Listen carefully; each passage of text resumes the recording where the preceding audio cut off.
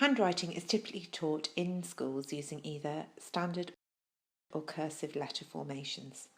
Standard handwriting concentrates on teaching the children to print the individual letters in reception in Year 1, working towards joining the letters together later, typically at the end of Year 1, beginning of Year 2.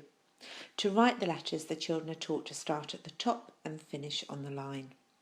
Cursive handwriting introduces the idea of joining letters together from the beginning of reception by asking the children to start on the line each time and lead into the letter as they write it. Initially, children can find this trickier and their writing can be messier, but they are often quicker to join the letters neatly once they have mastered how to form them. Because of these differences, it's important that you know which of these formations your school is using so that you can help them at home. You can encourage your child to write using different pens, pencils, papers, whatever it is that's going to make it fun. So let's look at how to write the letters in each handwriting style. Beginning with standard letter formation, the rule that the children will be asked to follow is to start each letter at the top and finish at the bottom.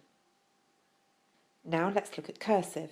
This time the children are asked to start the letters on the line and trace up to the top of the letter and back down again, like so.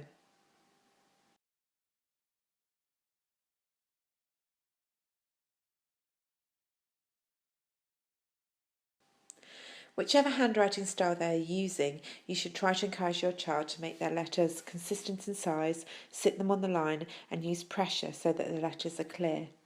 Handwriting will improve with practice, as like many other skills, it's partly memory. You want your child to make the connections between the letter sounds and hand movements to develop the muscle memory within the brain. So, if they're struggling to form the letters correctly on a small scale, it can be worth practicing the movements on a larger scale, using their finger in the air, large pieces of paper, tracing the letters in sand or rice or flour or salt, paintbrushes and water on the patio.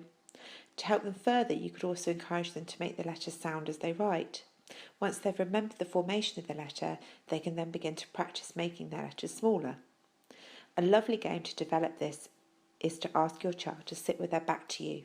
You can trace a letter on their backs. Can they guess which letter you drew? You can then swap and let them have a go. If they find it tricky, you could play with some letter cards, showing them 3 or 4 and saying you have chosen just one of those letters. Can they guess which one? Then continue to take turns.